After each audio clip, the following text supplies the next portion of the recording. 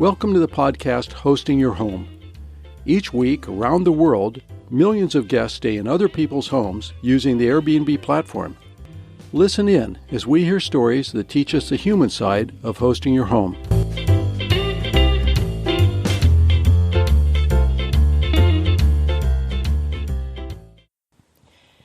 Welcome to the Hosting Your Home podcast. I'm Debbie Herdert. This series reflects my need to understand white privilege, and the best way for me to understand my own is to ask questions. Until not too long ago, I didn't know what white privilege was, and I'm on a mission to educate myself.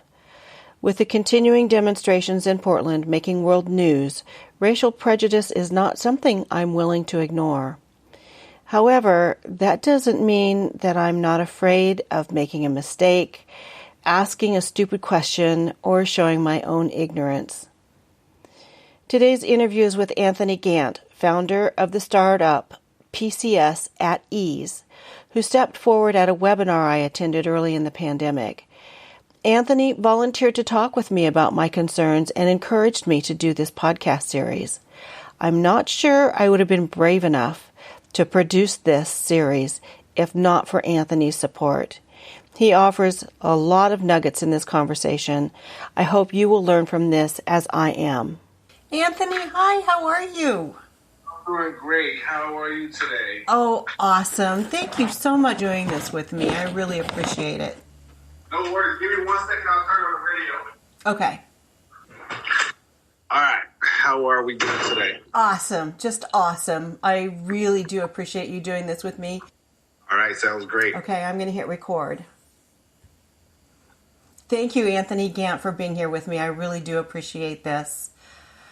I want to just reflect that I would not be doing this podcast series without your mentoring encouragement, and I appreciate how you came into my life at the exact perfect time. Thank you, Debbie. That's a lot to take in. I'm as you can see, lost for words, but thank you so much for saying that, and I'm glad and honored that I can be a part of this process. So we met virtually on a webinar that was hosted by Jonathan. I'm not sure what his company is or what his group is. Track Hospitality. Track Hospitality. Okay. I saw it advertised on one of the Facebook groups that I'm on, and I thought I'd like to go to that. And I don't remember how many people were on the panel. I think just a few, and I think that honestly, I don't remember how many people were in attendance either. But it was my very first webinar on issues of color in travel, and it was just a thought that I might do a podcast on the issues that we were having in Portland, because there's lots of demonstrations and things happening that was a consciousness raising episode in my life, and I put out a query to the group for some input on having that podcast, and you responded. I did, yes. Because one of the things that we talked about during that podcast that John put together with the rest of the panel was talking about the issues that were at hand, and it was very early on in not only the year, but also right after everyone went into this huge lockdown because of the pandemic, and then everything that was happening as a result of George Floyd being killed. And I felt that upon me to answer as many questions as possible that were presented in that discussion. Thank you for presenting the questions so that we can be here today to talk about these things. Yeah, it's big. I don't know that there are other podcasts that are addressing this particular issue.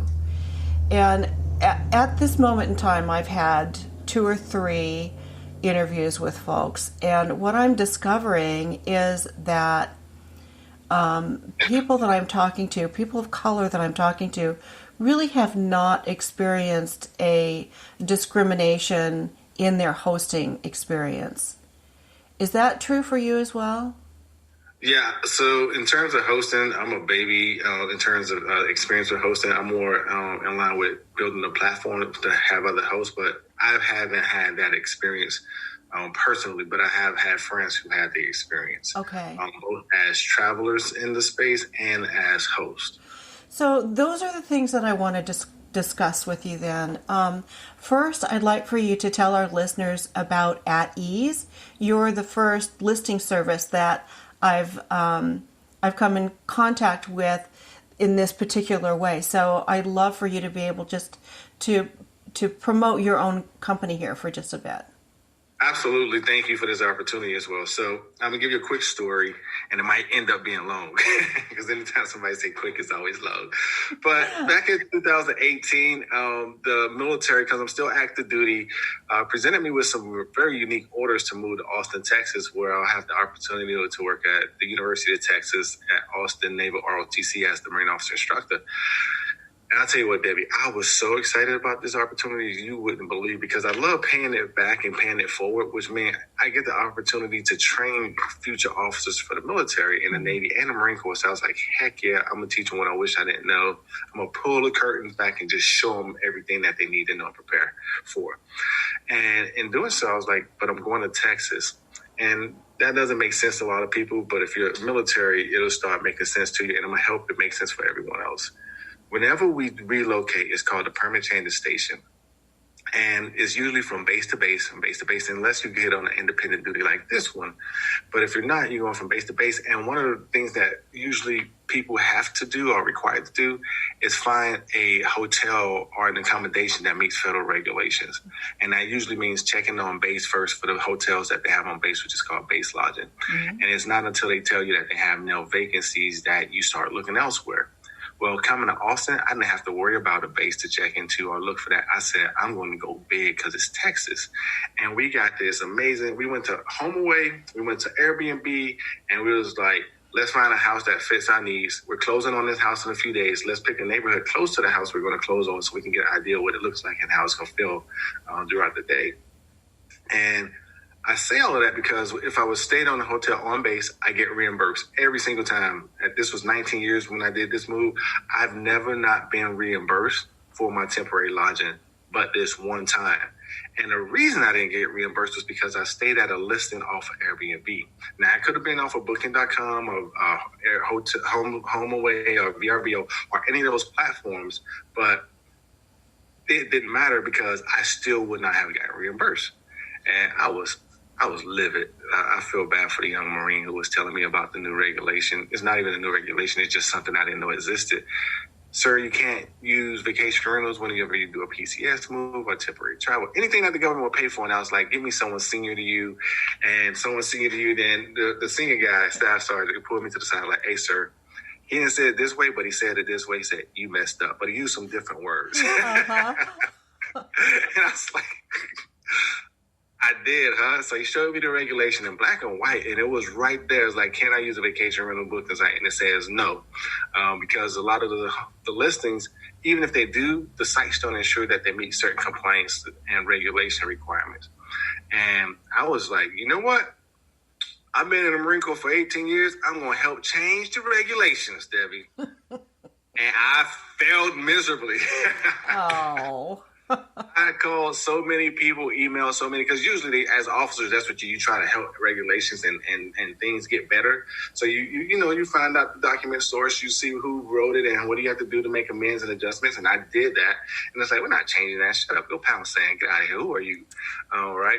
They didn't say it that harshly, but that's how I took it when I saw the email. It was like, unfortunately, due to safety and the concerns of making sure people are reimbursed and that the properties are real and that they're in compliance with different standards that we have set forth, we're not overturning this decision.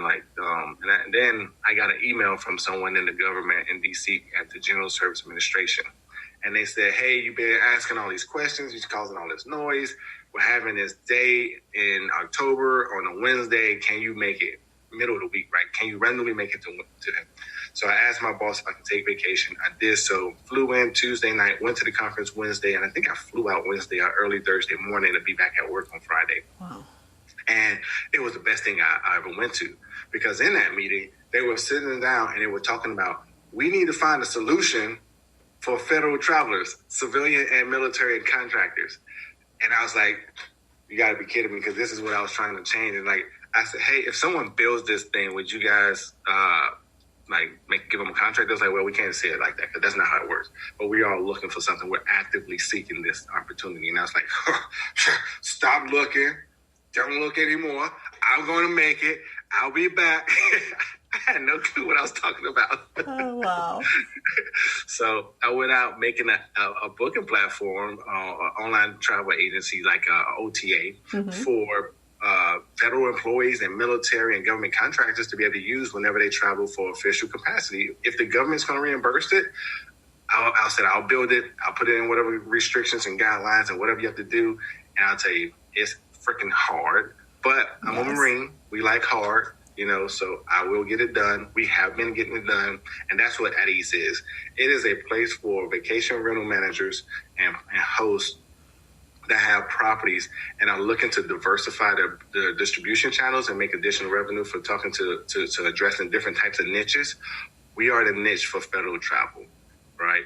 And we're very early stage. We have a couple hundred, over 700 partners or listings on the site, with a few partners that we've been working with. And it's just been a great opportunity. So I said it was going to be a short story, and I lied, but I had to let you know what we do and how we're doing it and why it came about. So it's a unique niche and very interesting. And so I imagine that people listening will want to know how they can join you, as far as creating an OTA, creating a listing platform has got to be fraught with all kinds of issues. Just from the computer standpoint, you must have quite a tech team helping you put that together. But I have a great team that I'm working with that's helping put it together, but you're right, it's still hard. Yeah. So as a startup, would you like to hear from hosts to find you? Absolutely. Are you you're focused in areas where there are bases, correct?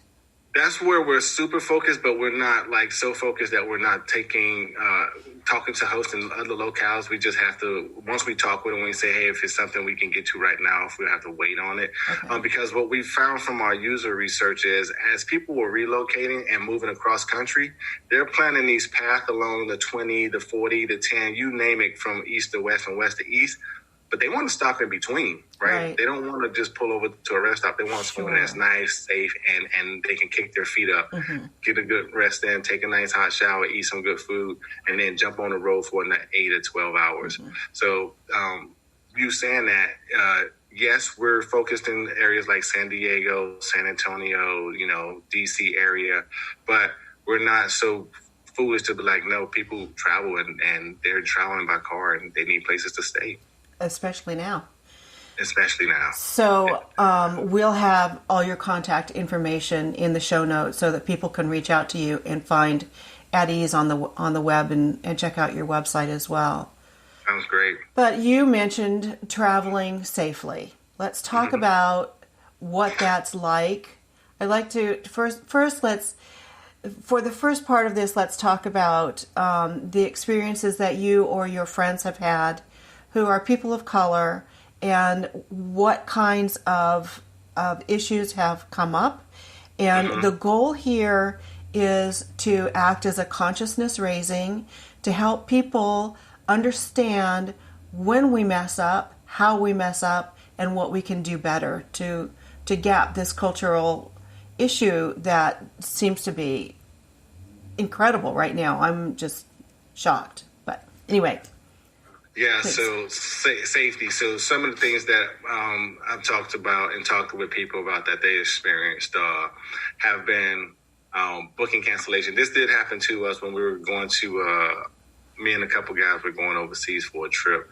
It was hard to find a vacation rental for that Dominican Republic trip, because we were using our avatar on that website. I don't remember if it was Verbo, HomeAway, even though they're the same company, or Airbnb. I just know that every time we would go and do all the due diligence, get the pricing and get the location, that the dates automatically came booked, but you look on another platform, the dates are still unavailable. So you're like, what's going on? I was like, that many people can't be booking in the same area on the same dates, still in the same location.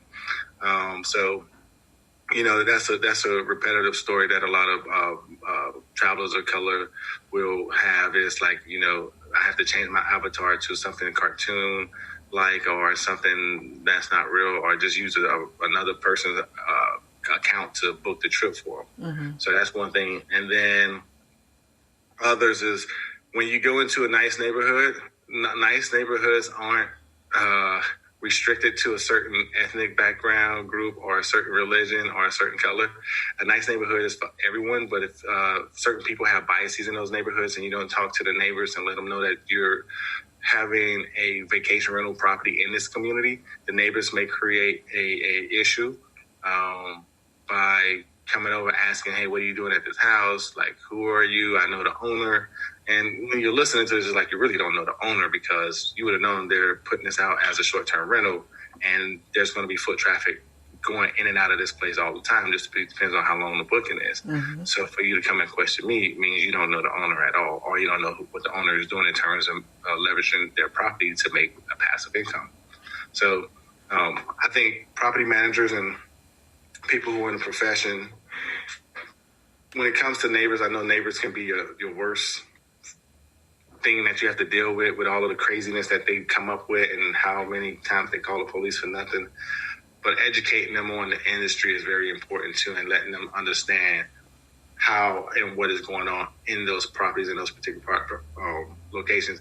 I'll tell you where I never, ever, ever had a problem is Orlando, Florida, the home of Disney World. It's like more homes are vacation rentals than not.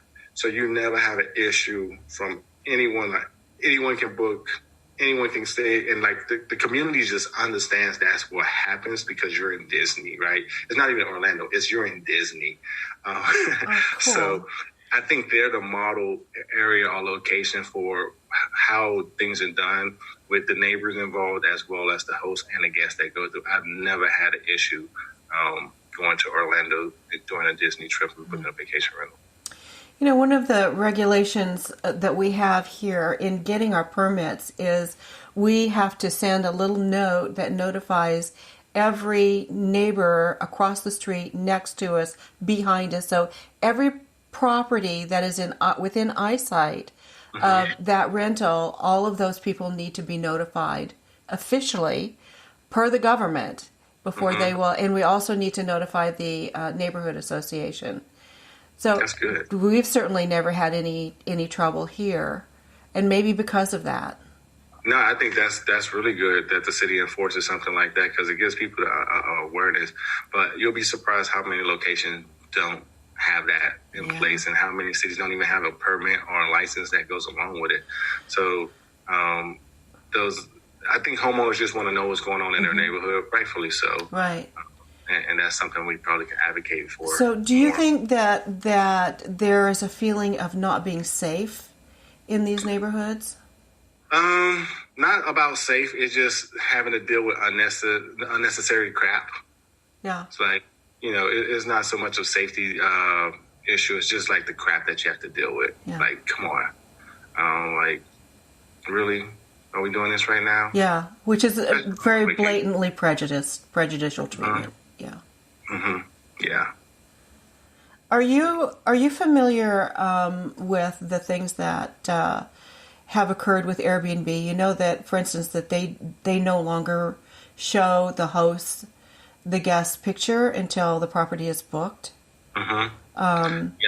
So they've done some real significant changes to try to mitigate discrimination. Are you aware of some of the things that they've done, and do you approve of what they've done? In terms of approve and not approve, I can't say, because that's their business, so they're going to do what they think is best. But in terms of awareness of what they've done to try to make things better, yes, I am. I think it's a good step forward. But what's sad is that they had to take those measures in the first place. Absolutely. I don't understand why people don't know that having diversity in terms of a business is a very good thing for you. Right. There are so many reports that show that including as many people as you can brings in higher returns on your investment, which makes no sense to me. I'm gonna tell you, and I had this idea the other day. It was not even an idea; it was a breakthrough. My kids were talking about people having different languages, and then they're like, "Yeah, we all used to speak languages that were the same at once." And I'm gonna go a little biblical for you to tell you the importance of diversity in the way I see it. The story of Babylon is people spoke the same language or they could communicate effectively with each other, so much so that their ingenuity and their creativity caused them to try to build a tower to heaven. And God was so like, oh my God, what are these people doing? Like, he was like, they can't be doing this. And he said, I'm going to make it so that you can never talk again. And that's why we all babble to each other. So if that is not the greatest showcase or the story to show how important coming together and working together is. I don't know what it is. It's like we were so strong together that we were building a tower to heaven, and God was like, whoa, what's wrong with these humans? Like, hey, people don't speak the same language. Oh, if ever we those right now, you have the different languages and we can't communicate, because if we did come together, that's how strong and how great we can be to build. Like, I don't know if it's just like an example of how people working together, but I've never heard that story given to me in church or anywhere as to like the importance of working together until my kids were talking about like different languages and babbling. I was trying to get them to work together, and I just kept tying things together. I'm like, dude, diversity is more than just like talking about men and women and colors and religions and accepting sexes. It's about greatness of the human and a human race. Yeah, I totally agree with that. And honestly, I thought we were there. As a society, I thought we were there. I have never seen an issue. I've never experienced an issue. And I was completely unaware of what it's like to be a Black person in this society. And I appreciate the opportunity to become more enlightened about it. But one of the things I love about hosting is that it does bridge cultural gaps, regardless of the color that you are. And so to think that there were some issues within my industry, was like not okay.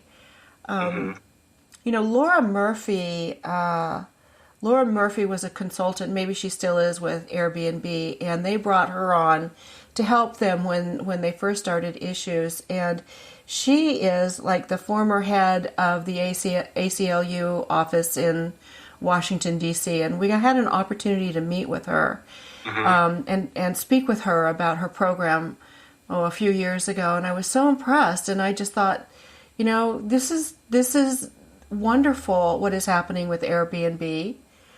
And then I started thinking about the Expedia properties and Booking, and those companies, those OTAs are so rigidly business that they don't even address any of this stuff, to my knowledge. So, yeah, that is good what the ACLU does. Just creating equality in terms of the Constitution and everything, like giving the promises of the U.S. Constitution. That's really amazing. I think so. Since I'm starting the business, I can understand how it could be perceived as the businesses don't do anything in terms of it. But sometimes you're just so busy building a business that things that are coming or should be coming don't seem to be coming. I have the fortunate opportunity of being a Black founder. So it's always in my face, up front and like real. And then I have the fortunate opportunity of having 4 daughters, and I see how if you take away just looking at it from a colored bias. It's also a gender bias that exists in multiple industries. Mm-hmm. And I'm always saying for myself and my sons, what do we need to do to create a meritocracy? And then for my daughters too, because I don't want them growing up thinking they have to make less than the guy because they're a woman, or just because they're a black woman that have to make even less. I want them to go out and be like, hey, I showed up, I showed out, and I want you to pay me for my time and my value. Absolutely. And what I bring to the story. And I think what most companies should do or consider to do is go back and look at the core values and ensure that those core values have something that's ingrained in meritocracy, and making sure that people are welcomed regardless of what they believe in, religious, sexual, ethnic, like whatever those differences that might prevent separation, and just say, hey, that's not welcome there. Like, bottom line is, I want us to create a place where we create value for others. Yeah. And in doing so, we'll be a successful business. And that's what I tell my people. Everyone's welcome. I don't care who you are, what you do, what you look like. Can you produce to help the business?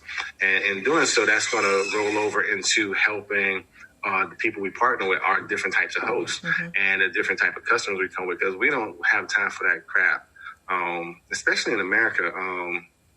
I think if they want to know what's going to separate our country, it's going to be our divisiveness. No other country can defeat us. I'm a Marine. I'm telling you this from fighting in Iraq and Afghanistan.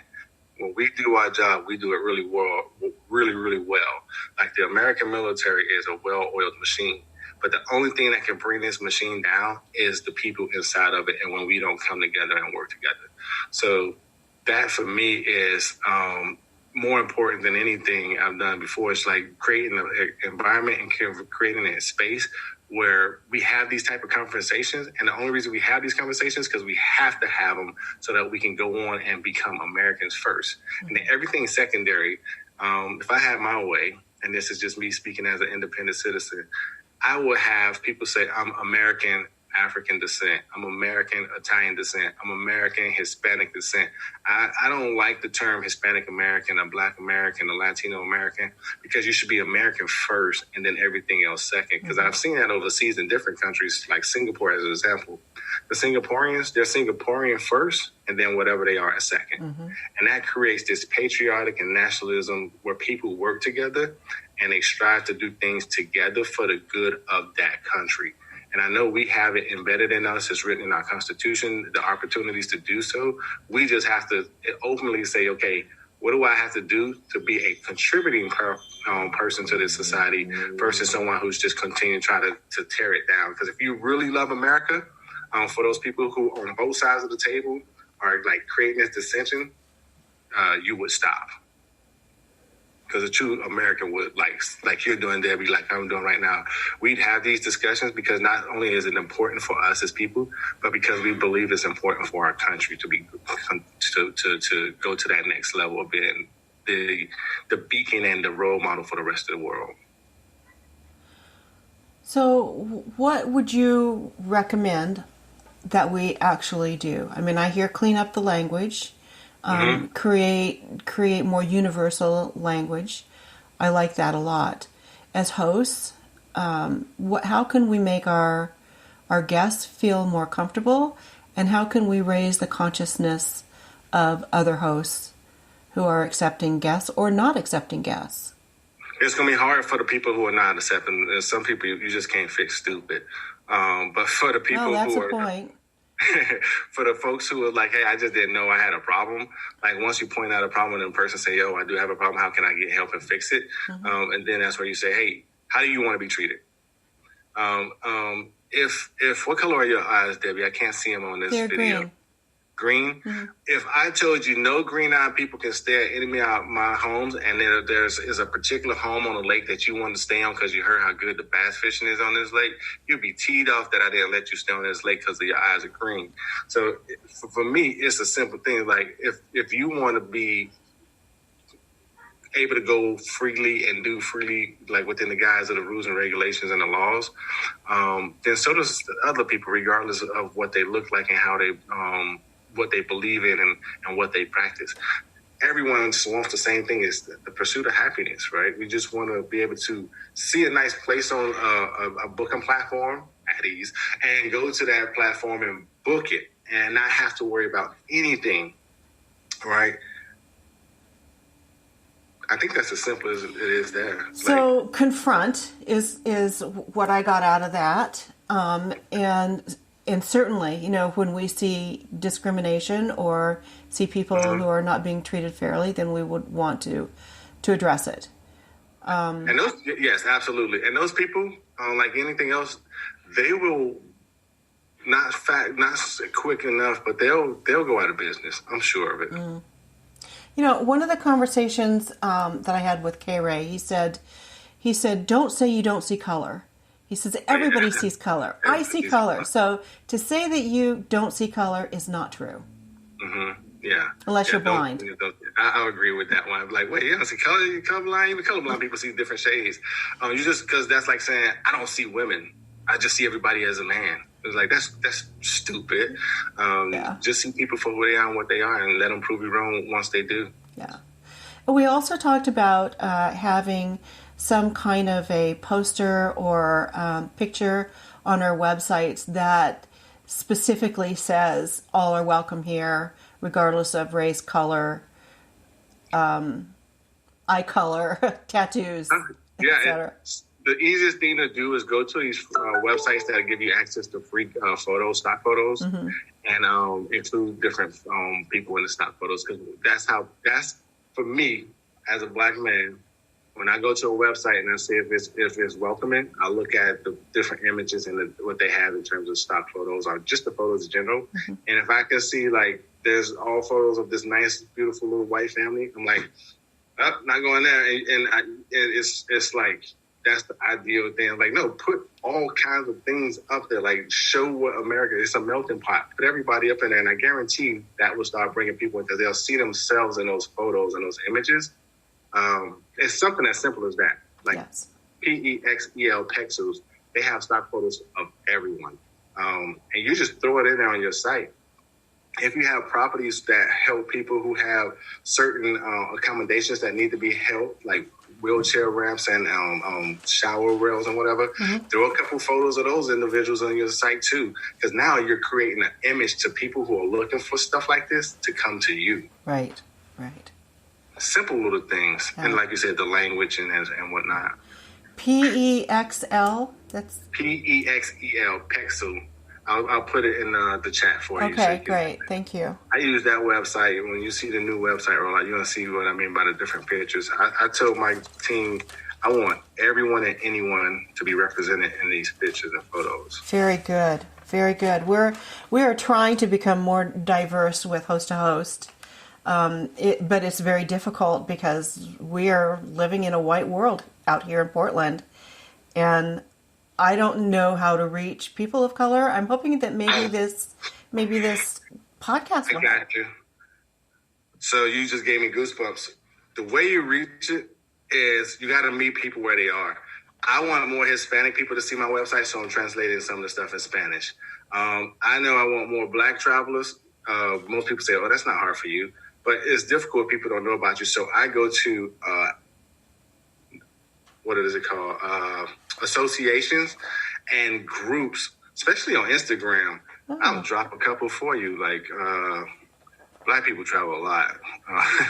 We travel a lot. Like, just like everyone else. That's a crazy myth. I see some really good photos that you can follow people and find an influencer. I got a friend here in Austin, Jeff. He has a company called Chubby Diaries. He made Chubby Diaries because he's an overweight American black male, and he was upset not having opportunities like travel blogs and things that related to people who are a little bit more in terms of weight. So he's like, nah, we can travel too. And man, he does an amazing job at showing different things. And he has a huge following, and he's connected with other black travel organizations, associations. It's stuff like that. Just going to him like, hey, have you ever considered Portland? I guarantee if you get Jeff to come to your place and stay in Portland, he will travel to Portland. I know I said I guarantee it. I'm super confident because the guy travels and he wants to go everywhere, anywhere. Awesome. I'll share that with you. Thank you. It's little stuff like that. Right. It's knowing how to reach out or knowing people that know people. I mean, that's why connectors are so important in our world. Yes, absolutely. And it's like, trust me, I want to talk to more military spouses who just happen to be like 95% women. So I'm on Pinterest. I'm making deliberate, I never followed any of this stuff, but I'm on different sites. I said, what do military spouses want? I was on something last night till 1 a.m. looking at people who had like tens of thousands of followers of military spouses. And I just went through looking at their photos and the things that they produce for content. And I was like, okay, that's how I target my audience. This is fantastic information for all hosts looking for more guests. This is a nice way to expand yourself without relying on an OTA. Oh, absolutely. So, very good. So is there anything else that you can think of that we can do as hosts to kind of elevate our industry? Continue talking about it. Continue figuring out ways to make differences. I'm a part of Vacation Rental Management Association's diversity and inclusive initiative committee that they've put together. And what we're talking about is like, hey, we want to help create awareness, education, and advocacy, and then tell people how to go about and do certain things. To, like you're asking, Debbie, like, what can they do to be more deliberate, more conscious, and just more open to getting the word out that, hey, I'm not that type of person. I'm all welcoming. I want people, period. Because not only am I a good human being, I want more people to stay with our listings, but I also want to create better return on investment for me and my owners as well. And just being a part of those different organizations that exist, that is bringing awareness to different types of individuals. Perfect. Super. Well, very good. And are you currently a full-time soldier? Yes, I'm full active duty Marine. You are, okay. I am still active duty. So how are you finding time to develop at ease? At night, and I sacrifice. So I'm treating it like a deployment. When we get deployed, we go for 18, 20-hour days. So I'm on a 1-year deployment stint mentally, and emotionally, and physically. So I'll go do work. I'll come home, do the family, and then once they go to sleep, I'll go to work at ease. And I think I get about 3 to 4 hours, if I'm lucky, 6 hours of sleep. And I do that until I crash. And then once I crash, I'll recycle the battery and start back over. So I'm just fortunate to have deployed a couple of times to know how to do this right. At least burn myself out and get back into it. It's not easy. No. It is very hard. But yes, I have submitted for retirement, and I'm waiting for that word so I can take a little bit off. Yes. So I have a non-related question here for you that I've been wondering about. It came up in one of our other podcasts, and it's about the nomenclature. And I wonder if you can just tell me what it means. What she said was, and she used the phrase, walking while black, traveling while black, shopping while black. What does that mean when you add that while black onto it? I've heard it in other places, and I'm confused. So that's a great question. So I'm gonna take it for what I understand it to mean. Like you're here driving while black. You have different concerns and things you have to worry about in terms of the situation you're in. So shopping while black, if you go into a store that is perceived that I don't know what kind of store I can name right now, but just imagine you're in a mall and it's a high-end store and you're a black person, you walk in, the eyes automatically come to you to see if you're going to be shoplifting or stealing or trying something that's like other than purchasing an item. So that's what that means. Traveling while black, it depends on how you're dressed. You can't wear sweats and hoodies to be comfortable on a flight. You have to, sometimes be very conscious about what you're going to dress and how you're going to present yourself so that you get a certain type of reaction from other people that are dealing with you that aren't black. So that's what that means. Going to work while black, hairstyle, like me, I keep it low and cut because I'm a Marine. But if I was to get out and go get a job, is it okay for me to let my hair naturally grow out and do what it does naturally, people will judge that as maybe unprofessional or like this guy's not serious and stuff like that. So the things that naturally occur to you as a Black person, people sometimes see it as a negative, because that's how society has been cultivated through our music, through our TV, and through different commercials and ads, as the perception is reality, when in actuality it's not. It's a fallacy. It's all lies. And that's one of the things that we have to break down first, is like the messages that are being pushed out into the mainstream that people subconsciously see and experience, which they take and put in their subconscious, and then it becomes their reality. So that's what that means in terms of like doing stuff while Black. How do I have to consider this? Like I went to a golf outing with some buddies a few weeks ago in Wisconsin, and we were the only Black guys at the entire resort. And one of the guys happened to have a mask that said NBA on it, on the National Basketball Association, and I think he either works with or has a contract through them, but none of us are basketball athletes, right?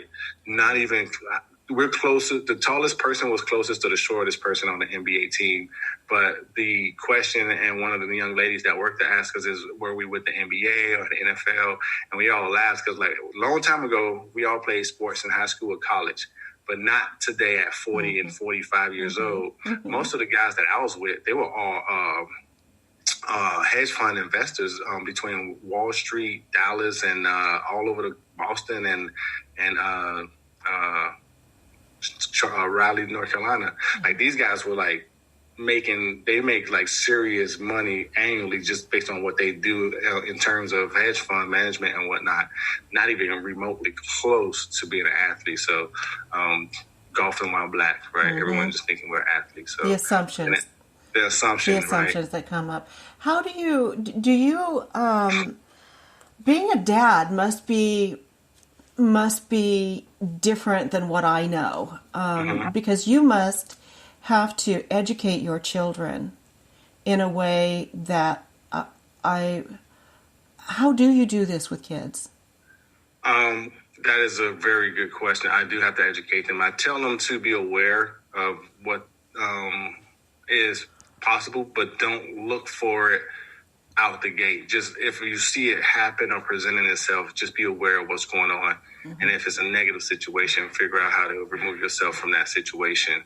I also tell them, in order to have less of the stigmas and the stereotypes thrown to you, you have to leverage the one thing that creates freedom and that can never be taken away from you, which is education. So I tell them, like, the more educated you are and the more you fill yourself up with knowledge, the less likely you are to be a prisoner to anything or anyone, even the stigmatism or the stereotypes of walking while Black or shopping while Black or driving while Black. Like, you can just be a person that is driving, a person that is shopping. But you have to be aware and very cognizant of the surroundings that you're in. And until our country, like I said, moves away from these terms where we put everything before American, you still have to have that understanding, but at the same time, strive as much as possible to just be American who happens to look like X. Yeah. Great to see you again. Great to see you as well. Stay warm. Thank you. You too. Bye-bye. Bye-bye. Wow, I learned a lot in this conversation. There is so much here with Anthony that I had to listen a couple of times and take notes. Here are some of my takeaways. 1. Show acceptance through photos. Check out the Pixels website for free photos and add diversity to my listing. 2. Understand that many people of color feel more comfortable not having their photos on their profiles, and why. 3. Neighborhood safety and bias. Make sure my neighbors know that I have a short-term rental.